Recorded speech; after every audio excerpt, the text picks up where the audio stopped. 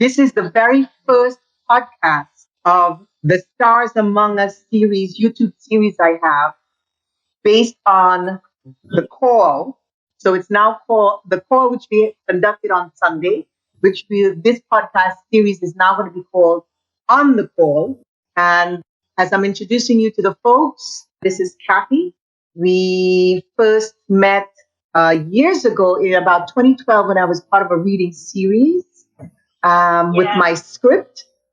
And hey, Cathy, how are you?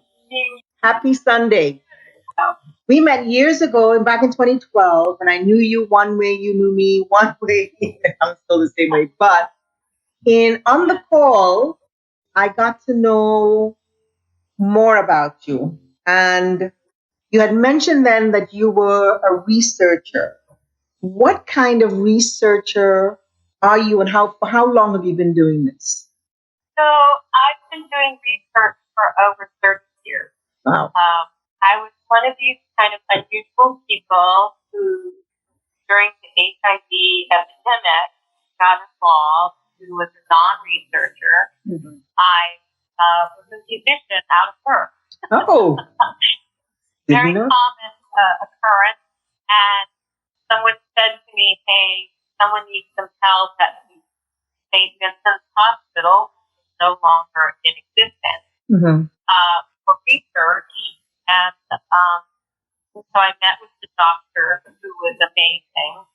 And she was so funny. He showed me this drawer of paper and said to me, my research, this is what we do, and you think this is something you can help with. And I'm like, oh, okay. It's just paper right now. Didn't think so scary. And I just rolled up my sleeves and jumped in, because at that time, what was going on in HIV was very, very scary. Mm-hmm. People were dying.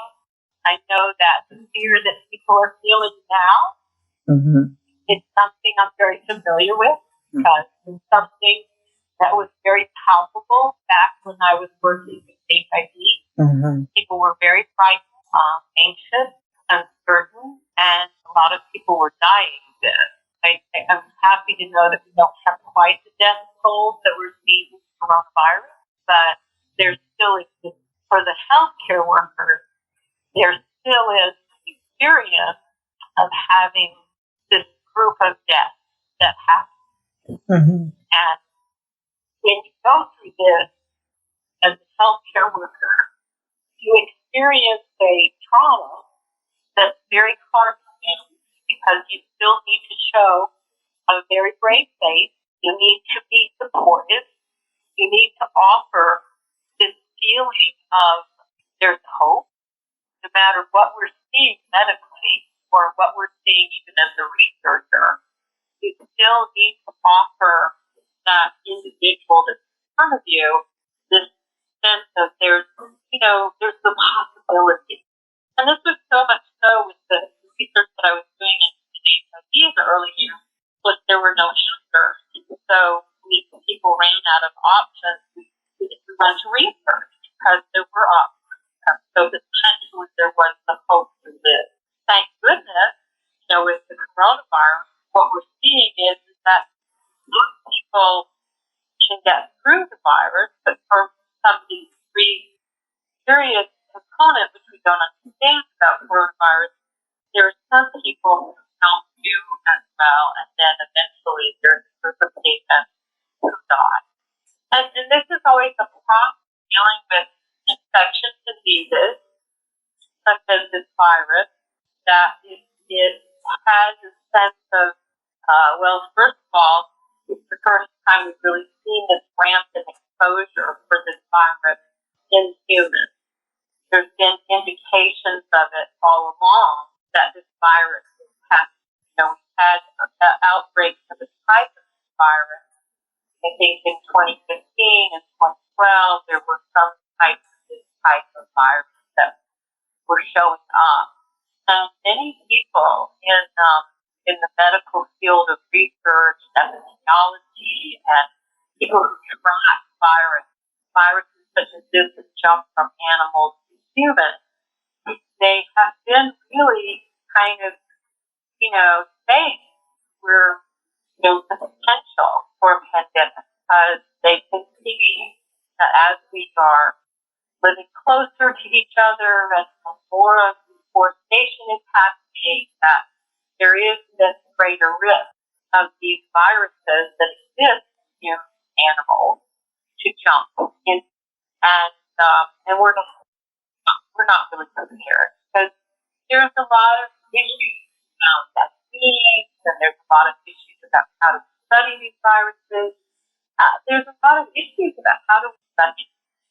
One of the problems when I first started working with CT was the viruses themselves. In fact, as a scientific person, if you look at the type of viruses, they're kind of because they don't live outside of host.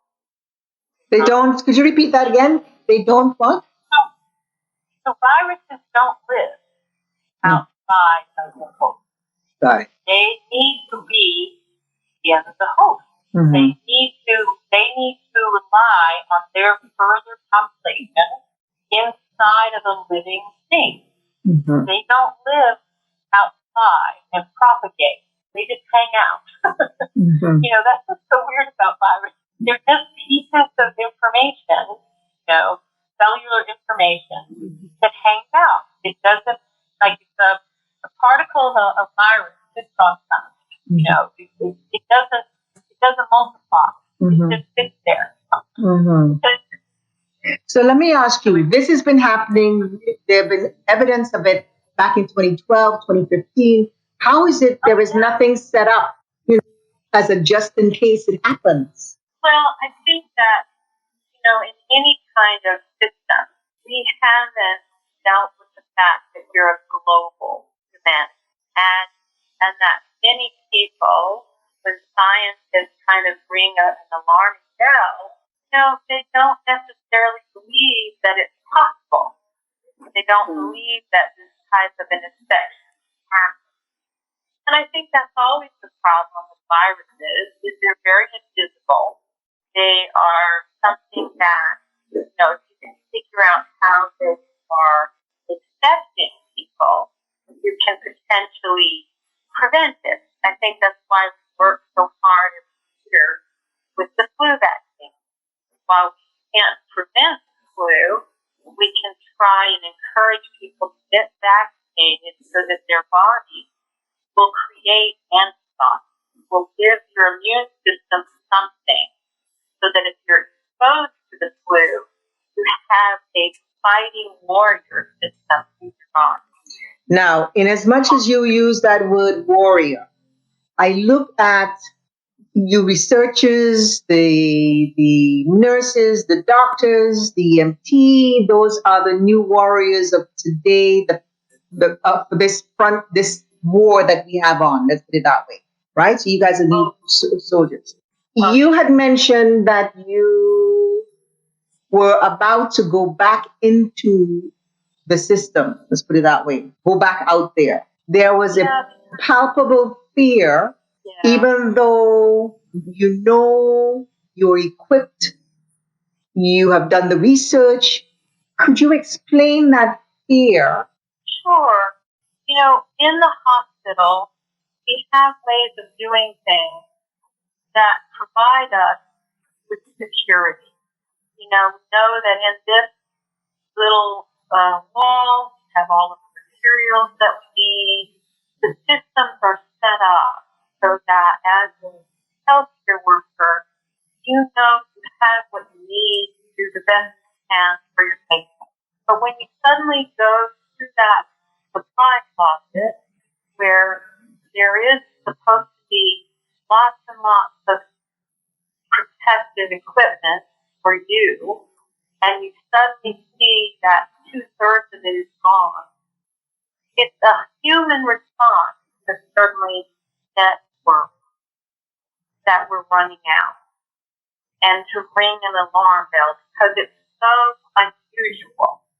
It's so impossibly hard to perceive as a healthcare worker if you don't have access, especially in our country, where you don't have access to protective equipment. country, we're used to this status quo in your hospital of having everything you need. But when I think about the early years dealing with HIV and how fearful people felt as healthcare workers of not knowing whether I might expose myself, even if I were protected, because no one understood how this was transferred. So in the early years, when people didn't understand, even if you had protective equipment on, what do you do? And so, healthcare workers are there because they are so committed to helping people understand how to navigate what's happening to them with their health. It's about being a support and an educator at the same time. And if you, as a healthcare worker, are dealing with something you barely understand, or you feel you don't have the proper tools, you feel powerless. And to do that and have to go to a room with a patient, you want to feel powerful and confident. And you don't want to feel that there's anything other than deterrence that your brain can get to that people. Because we are at our most vulnerable when you're a patient who doesn't understand what symptoms mean, and so they become fearful. And so we immediately want to help the person. So, how are you managing it now that you are facing that re-entry? I think when you're a researcher, understand more about what you have to do than perhaps your regular person. And then you also understand that this isn't the time to give in my worry. It's more of a time to give in to taking action and making you feel more people. Take action towards people who are not as educated as I am about what's possible. And so I can be a source of that, of other healthcare workers, of other patients, of people who haven't had the exposure to these kinds of circumstances. I mean, when I think back about my years in HIV, there was a time that I would call a long list for all kids. And so, I understand how fear shows up. And I've worked with myself to deal with managing how much when I have a certain background that takes awareness, I can't even possibly tell someone who doesn't understand what's going on in their body. And I can offer reassurance to the healthcare workers or to the person who's getting a test. That to me is the most important thing. Is to offer a deeper sense of it. I love hearing that, and I can hear it in the way that you are speaking. That you're speaking in a way that is sort of an educational format, which is great. It allows for the listening and the taking in of the information that you're giving, and I appreciate you for that. So now, as a professed introvert, which we learned on the call, how is how is that affecting the comedic path that you have taken on? Well, as someone who straddles this kind of, I'm a performer and I am a scientist in some way. My performer person is very sad, so I do a lot of journaling. This has brought up a lot of time. Journal, write, to, I find comedy in this because self-care was never something that was further than just to have a bar of soap. So now when I try to think of things that are about self-care, as far as my mental state or how my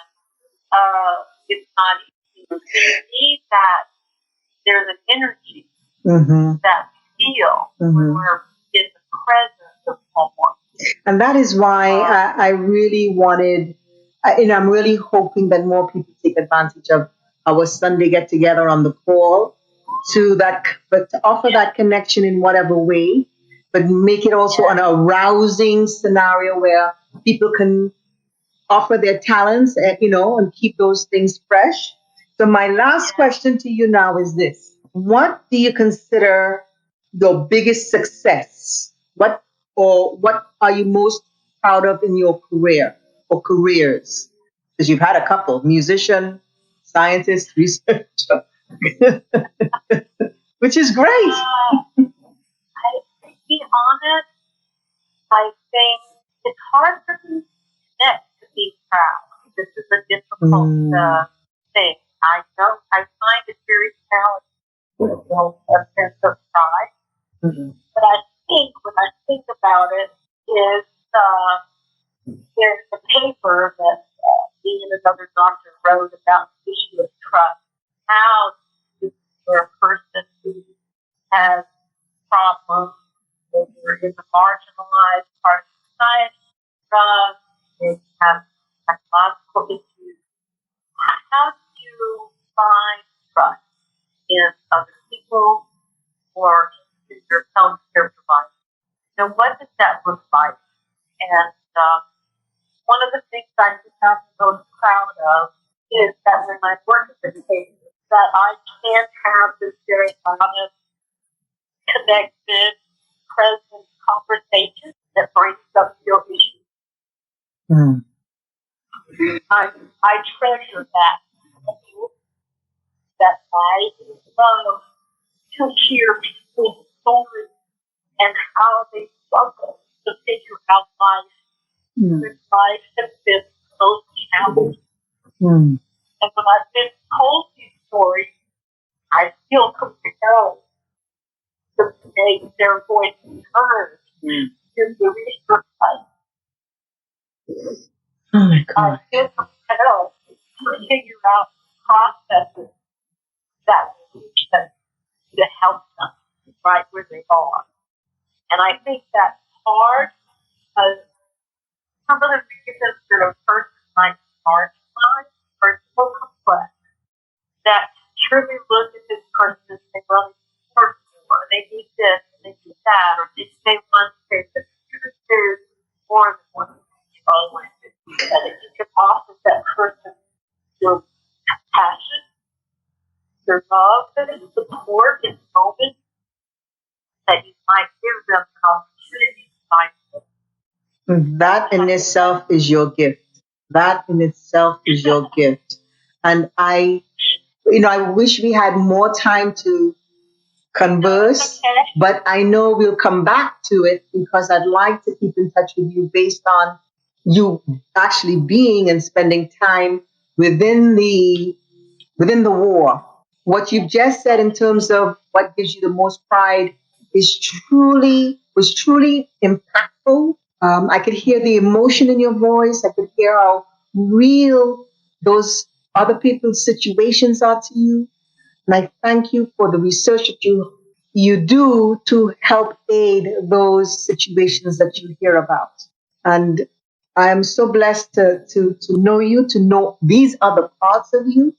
And, thank you for being the first, for trusting me in this. Thank you, thank you, thank you. Cathy, Be blessed. stay blessed too. Love you. Bye.